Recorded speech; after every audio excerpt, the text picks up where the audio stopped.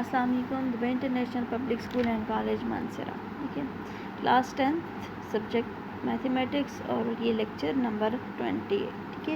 Last previous lecture में यानी lecture number 19 में हमने क्या किया था, 3.4 कंप्लीट की थी जो कि इम्पॉर्टेंट थी। अब 3.5 की भी कुछ जो क्वेश्चन है वो बहुत इम्पॉर्टेंट है, लेकिन उसके साथ साथ ये जो है इसमें एक चीज़ है कि सारे क्वेश्चन बिल्कुल एक ही तरह के, ठीक है।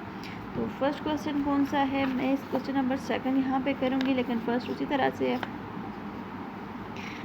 इसमें डायरेक्ट और इन्वर्स वेरिएशन आ जाती, ठीक है। ये पहले हमने पिछली एक्सरसाइज में की थी ना, तो ये सेम वही प्रोसीजर है, ठीक है। तो यहाँ पे एक क्वेश्चन मैं करूँगी, बाकी सारे क्वेश्चन मैं नहीं करूँगी, बल्कि मैं उनके कुछ जो आ जाते हैं स्टेप्स में करूँगी, मेन चीज़, ठीक है। बाकी आपने वैल्यूज़ को डालनी होगी। तो पहला क्वेश्चन है, a hedge is made of wooden plank, the thickness of hedge varies directly as the number of plank. यानी hedge is made of wood, यानी एक पुल है तरह से, वो लकड़ी के तख्तों से बना हुआ है, ठीक है। और उनकी जो थिकनेस है टी से डिनोट किया हुआ है, वो वेरी कर रही है किसकी, नंबर ऑफ प्लॉन्क से, ठीक है। उसमें जो तख्ते हैं तो ये टी थिकनेस आ जाती है और एन जो है नंबर ऑफ प्लॉन्क्स हैं। तो यानी ये डायरेक्टली वेरी कर रही है, तो मैं यहाँ पे कह सकती हूँ कि ये टी जो है ये क्या है, डायरेक्टली प्रोपोर्शन है एन के, ठीक है। तो अगर 4 प्लॉन्क्स हैं, 4 प्लॉन्क्स में 12 सेंटीमीटर, अगर 4 तख्ते मिलके उसकी थिकनेस कितनी बना रहे हैं, 12 सेंटीमीटर। तो आप क्या फाइंड करें, थिकनेस फाइंड करें अगर इतने प्लॉन्क्स हो, और फिर प्लॉन्क्स फाइंड करें अगर इतनी थिकनेस हो। तो क्या करेंगे, पहले यहाँ से प्रोपोर्शनैलिटी का सिंबल हटाएंगे और यहाँ पे उसी तरह से के लगाएंगे, के बाद इधर से के की वैल्यू। अच्छा, हम नेक्स्ट क्वेश्चन करते हैं ना, उसके साथ आपको ये क्लियर हो जाएगा, ठीक है। नेक्स्ट क्वेश्चन की तरफ आते हैं डायरेक्ट। नेक्स्ट क्वेश्चन है, इसके 2 पार्ट्स आ जाते हैं, इसके थोड़ा लेंथी हो जाते हैं। In a fountain the pressure of a water, यहाँ से देख लेते हैं। In a fountain the pressure P of a water at any internal point varies directly as a depth from a surface। यानी एक फवारा है, उसका जो प्रेशर है और उसकी जो डेप्थ है, उन दोनों के दरमियान एक रिलेशन है, क्या करें, वेरीज डायरेक्टली, ठीक है। और प्रेशर क्या है, अगर हमारे पास 51 न्यूटन पर सेंटीमीटर क्यूब है, जब डेप्थ कितनी है, 3 सेंटीमीटर है, तो फिर आपने प्रेशर फाइंड करना है, अगर डेप्थ जो है वो 7 सेंटीमीटर है। तो हम क्या कह सकते हैं, प्रेशर को हम पी से डिनोट कर रहे हैं और डेप्थ को किससे करें, ये स्मॉल डी से करें, ठीक है। अब इन दोनों के दरमियान कौन सा रिलेशन है, डायरेक्ट रिलेशन है, ठीक है। मीन्स के डायरेक्टली प्रोपोर्शन है, पी इज़ यानी pressure is directly proportional to depth, ये P is directly proportional to D. और उसी तरह से ये जो पहले किया था, ये सिंबल जो है प्रोपोर्शनलिटी का सिंबल हटा देंगे, इक्वल आ जाएगा और यहाँ पे के लगेगा, पी इज इक्वल टू के डी। और हमें यहाँ किसकी वैल्यू चाहिए, के की वैल्यू चाहिए। तो बाकी वैल्यू को अगर यहाँ से अलग कर देते हैं, वैल्यूज़ डाल के अलग कर देते हैं, तो कोई इशू नहीं। हमें हमारा मतलब क्या है, हमने के की वैल्यू, उस के की मदद से बाकी वैल्यू फाइंड करेंगे। यानी पी की वैल्यू 51 थी और डी की वैल्यू 3 सेंटीमीटर। इन वैल्यूज़ को क्या करेंगे, क्वेश्चन नंबर 1 में डालेंगे और फिर क्या करेंगे, यहाँ पे हमारे पास था P इज़ इक्वल टू के डी। तो यहाँ से वैल्यू डाली P की और फिर उसके बाद के डी की, के अपनी जगह और डी की वैल्यू 3, और 3 को इधर से ही हमने मल्टीप्लाई कर दी, यहाँ से हटा के दोनों साइड पे यानी डिवाइड कर दिया, सॉरी। तो ये कैंसिल हो गया, खाली के बच गया, के इज़ इक्वल टू 51/3। 51/3 जब मल्टीप्लाई करेंगे तो 17, यानी के की वैल्यू 17 आ गई। इस के की मदद से आपने क्या फाइंड करना है, प्रेशर फाइंड करना है जब डेप्थ 7 हो। यानी प्रेशर कितना है, प्रेशर फाइंड करें, के की वैल्यू हमें पता है, ये भी हमने फाइंड की है, और डेप्थ अगर 7 है तो P इज इक्वल टू के डी था, तो के 7 है, 17 है, मल्टीप्लाई बाय 7, जब मल्टीप्लाई किया तो 119 न्यूटन पर सेंटीमीटर स्क्वायर आ जाएगा, ठीक है। अब हम नेक्स्ट क्वेश्चन की तरफ आ जाते हैं। नेक्स्ट क्वेश्चन है प्रेशर P। अच्छा, ये वाला जो क्वेश्चन आ जाता है हमारे पास, आपके पास पेपर के पॉइंट ऑफ व्यू से, ठीक है, शॉर्ट स्टेटमेंट भी है, ये इंपॉर्टेंट है, ये भी पेपर में आया था, और उसके अलावा आपके पास ये भी आ सकता है, ठीक है। और ये वाला भी आई थिंक किसी पेपर में आया था, उसमें मुझे श्योर नहीं है, लेकिन ये जो नेक्स्ट क्वेश्चन है ना 3, ये किसी पेपर में आया था, और ये इन दोनों के चांसेस हैं, ये क्वेश्चन नंबर 5 के भी चांस हैं, ठीक है। अच्छा, हम क्वेश्चन नंबर 3 पे आते हैं। Pressure P of a gas in a container varies directly as a temperature when देखें एक गैस का जो प्रेशर है और कंटेनर के अंदर, ठीक है, और उसका जो टेम्परेचर है, हम दोनों के दरमियान डायरेक्टली प्रोपोर्शन है। टेम्परेचर को T से डिनोट किया हुआ है और प्रेशर को P से। तो कहते हैं प्रेशर अगर 50 न्यूटन पर मीटर स्क्वायर है और टेम्परेचर 75 है, तो फिर आपने प्रेशर फाइंड करने अगर टेम्परेचर इतना होगा, ठीक है। तो यहाँ से मैंने डायरेक्ट डेटा लेके बताया, पूरा क्वेश्चन फुल नहीं सॉल्व किया, यानी P और T के दरमियान डायरेक्टली प्रोपोर्शन है। उसी तरह से P is equal to K T किया, के को लग किया, यानी K is equal to P by T आ जाएगा। यहाँ पे वैल्यूज़ पुट की और के की वैल्यू आ जाएगी, ठीक है। के की जो भी वैल्यू आएगी उसको एक पुट करना है कहाँ पे, जहाँ से हमने प्रेशर फाइंड करना है। P is equal to K T और यहाँ पे वैल्यूज़ डालेंगे। अच्छा क्लास, अब हम अगले क्वेश्चन की तरफ आते हैं। क्वेश्चन नंबर 4 है, देखिए, if 8% complete work in 10 days, यानी अगर 8 लोग एक काम को 10 दिनों में कर रहे हैं, ठीक है, तो कितने लोग जो होंगे वो यानी अगर 10 लोग होंगे तो फिर कितने दिनों में काम करेंगे, वही काम जो होगा।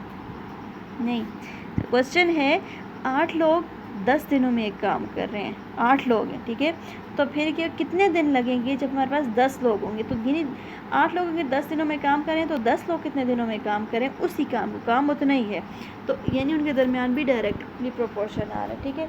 तो यहाँ पे हम लिख लेते हैं नंबर ऑफ़ पर्सन को x से डिनोट कर देते हैं, नंबर ऑफ़ डेज़ को y से। ये क्वेश्चन भी मैंने फुल नहीं किया हुआ, यानी ये आपने करना है, मीन कि ये 3.5 जो है ये आपका होम टास्क भी आ जाता है, ठीक है।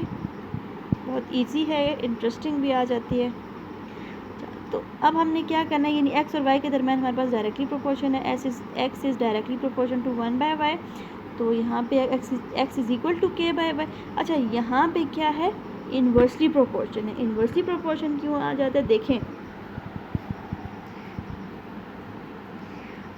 8 लोग 10 दिनों में एक काम करें, ठीक है, तो फिर क्या होगा, how many days would 10% take, उसी काम को करने में 10 लोग जो हैं वो कितने दिन लगाएंगे, ठीक है। तो यहाँ पे हमारे पास इन्वर्स रिलेशन आ जाता है।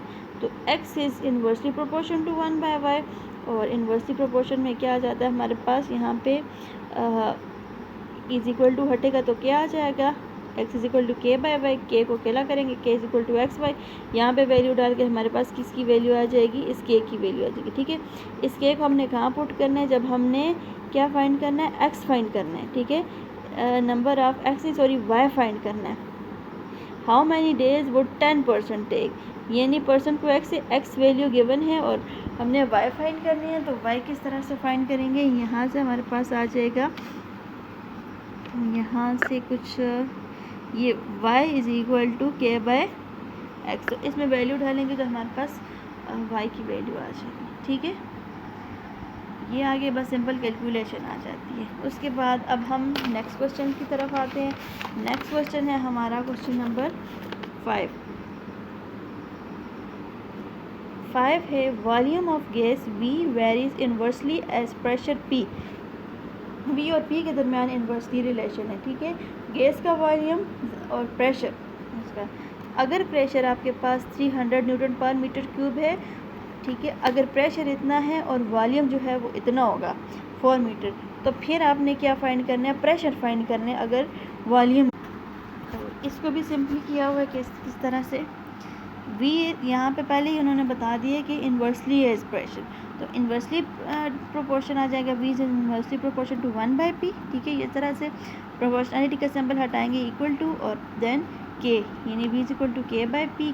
पहले K की वैल्यू आएगी तो हम बाकी वैल्यू फाइंड कर सकेंगे, क्योंकि कांस्टेंट की वैल्यू हमें चाहिए होती है, तो यहाँ से K की वैल्यू निकालेंगे, क्रॉस मल्टीप्लाई करेंगे, यानी K is equal to VP आ जाएगा, और VP में हमने वैल्यू डाली, मल्टीप्लाई किया, तो यहाँ पे हमारे पास क्या आ जाएगा, इधर से हमारे पास K की वैल्यू आ जाएगी, ठीक है। और फिर उस K की वैल्यू को हम कहाँ पुट करेंगे, जब हमने क्या फाइंड करना है, प्रेशर फाइंड करना है जब, और हमारे पास कौन सी वैल्यू गिवन है, V की वैल्यू, यानी यहाँ पे अगर हमने प्रेशर हमने फाइंड करना है, अगर V हमारे पास वैल्यू है 3 मीटर, तो ये इस तरह से V is equal to K by P था, है। तो यहाँ से क्रॉस मल्टीप्लाई करेंगे तो ये यहाँ पे आ जाएगा p is equal to k by we, ये इक्वेशन रह जाएगा। यहाँ पे हमने सिंपली वैल्यूज़ डालनी है और p की वैल्यू फाइंड करनी है, हमारे पास आ जाएगा। ठीक है, नेक्स्ट क्वेश्चन आ जाता है question number 6। Attraction force between two magnet varies inversely as square of distance between them. ठीक है, दो मैग्नेट हैं, उनके दरमियान, यानी यहाँ पे दो चीज़ें हैं कि इनके दरमियान रिलेशन है, एक फोर्स है, ठीक है, उनके दरमियान फोर्स ऑफ अट्रैक्शन है, वो इन्वर्सली जो है वो वेरी कर रही है कि इसके दोनों के दरमियान के स्क्वायर, दरमियान के जो डिस्टेंस है उसके स्क्वायर की, यानी उन दोनों के दरमियान का जो डिस्टेंस है उसका स्क्वायर लेंगे, वो जितना ज़्यादा होगा फोर्स उतनी कम होगी। मीन्स के फोर्स, अगर वो डिस्टेंस इतना ज़्यादा होगा फोर्स उतनी कम होगी, अगर डिस्टेंस इतना कम होगा फोर्स उतनी ज़्यादा होगी। ठीक है, फोर्स ऑफ अट्रैक्शन। तो फिर आपने क्या फाइंड करना है, F is 8 Newton when distance is, ये व्हेन D is 2 सेंटीमीटर। फिर डिस्टेंस फाइंड करना है जब अट्रैक्शन फोर्स क्या है, 2 है, 2 न्यूटन है। तो इसी तरह से F is directly proportion to, sorry inversely proportion to 1 by d, 2 नहीं है सॉरी, ये D स्क्वायर है। ठीक है, ये इस तरह से नहीं, ये ऊपर है, तो ये उसी तरह से F is equal to k by D square. ठीक है, डिस्टेंस है ना, तो यहाँ पे आ जाएगा k की वैल्यू फाइंड करनी है, इसको cross multiply k is equal to f d square. यहाँ से हमारे पास k की वैल्यू आएगी f इंटू डी का स्क्वायर ले लेंगे, और यहाँ पे d की वैल्यू क्या थी हमारे पास, 2 थी, 18 इंटू 4 आ जाएगा, और यहाँ से k की वैल्यू, फिर k की वैल्यू यहाँ पे पुट करेंगे जब f is equal to k by D square. यहाँ पे फोर्स फाइंड करना है जब डिस्टेंस जो है, नहीं सॉरी डिस्टेंस फाइंड करना है जब k की वैल्यू गिवन है। तो डिस्टेंस फाइंड करने के लिए क्या करेंगे, f is equal to k by D square, और यहाँ से क्रॉस मल्टीप्लाई करके d को इधर लेके आ जाएंगे, और फिर यहाँ से अंडर रूट लेके यहाँ से वैल्यू आ जाएगी किसकी, इस d की, यानी d को अकेला करना है ना, d की वैल्यू चाहिए, तो d इधर आ जाएगा, d square is equal to k by f. तो अभी भी d अकेला मतलब अकेला नहीं हुआ, यहाँ पे स्क्वायर है उसके साथ, तो इसलिए क्या करेंगे, दोनों साइड स्क्वायर ले लेंगे, तो d खाली क्या आ जाएगा, d is equal to under root k by f, और k की वैल्यू तो वहाँ से आ गई थी, और फिर f की वैल्यू जो है हमारे पास 2 न्यूटन, उसके साथ डिवाइड करेंगे और फिर इजीली d की वैल्यू आ जाएगी। ठीक है, तो ये क्वेश्चन नंबर 6 भी हो गया। ठीक है, अब हम आते हैं क्वेश्चन नंबर 7 की तरफ, और क्वेश्चन नंबर 7 क्या है, ये थोड़ा, ये भी उसी तरह से है, थोड़ा लेंथी आ जाता है, आपका होम टास्क आ जाएगा। The volume of a right circular cylinder varies jointly as height and square of radius. ठीक है, और फिर क्या, volume of a right circular, ये इसी तरह से मेरी दो चीज़ें पूछी हुई हैं, थोड़ा लेंथी है, पेपर के पॉइंट ऑफ व्यू से इंपॉर्टेंट भी नहीं है। बाकी सारी एक्सरसाइज जो है आपका होमवर्क भी आ जाता है। ठीक है, जो मैंने किया है ये आपने दोबारा से करना है। ठीक है, मैंने तो रफली किया, मीन्स के ऊपर जस्ट सिर्फ डेटा बनाना बताया कि कौन सा रिलेशन है और इसमें किस तरह से वैल्यूज़ डालनी है, आपने इसको प्रॉपरली करना है। ठीक है, तो इसका हम ये भी कह सकते हैं कि ये पूरी एक्सरसाइज आपकी होमवर्क है। ठीक है, होमवर्क तो आपका सारा है, क्योंकि मैथ्स ऐसी चीज़ है कि ये इसमें सारे क्वेश्चन हर पार्ट आपने खुद करना है, सॉल्व करना है, यानी अपनी कॉपी बनानी है। ठीक है, क्योंकि कॉपी नहीं बनी होगी, आप क्वेश्चन सॉल्व नहीं करेंगे तो आप आगे नहीं जा सकेंगे। ठीक है, आगे नहीं जा सकेंगे तो फिर आपको बहुत ज़्यादा प्रॉब्लम होगा, तो इसलिए बेहतर है कि साथ साथ इन क्वेश्चन को, हर क्वेश्चन को सॉल्व करें। ठीक है, और जो एक क्वेश्चन सॉल्व करने का मेथड बताया हुआ है ना, उसी तरह से हर क्वेश्चन है। ठीक है, और कोई किसी किस्म की डिफ़िकल्टी नहीं है, क्योंकि जो जहाँ मेथड चेंज हुआ हुआ है वहाँ पे वो क्वेश्चन मैंने खुद वहाँ पे मेंशन किया हुआ है या खुद करवाया हुआ है या हैंड्स दी हुई हैं। ठीक है, तो आई होप कि आपको समझ आई होगी। Thank you.